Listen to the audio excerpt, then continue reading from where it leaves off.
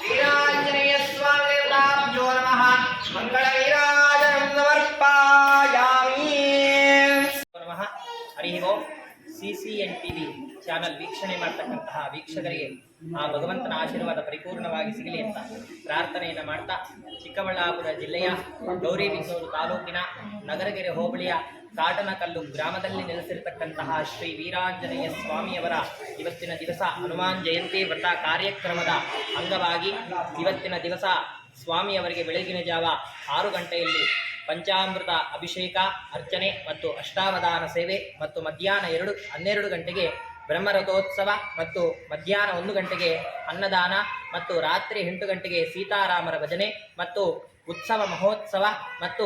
ರಾತ್ರಿ ಮಹಾಮಂಗಳಾರತಿ ತೀರ್ಥ ಪ್ರಸಾದ ವಿನಿಯೋಗವಿರುತ್ತದೆ. ಆದ್ದರಿಂದ ಭಕ್ತಾದಿಗಳು ಈ ಒಂದು ಕಾರ್ಯಕ್ಕೆ ಆಗಮಿಸಿ ಆ ಭಗವಂತನ ಪರಿಪೂರ್ಣವಾಗಿರತಕ್ಕಂತಹ ಅನುಗ್ರಹವನ್ನು ಹೊಂದು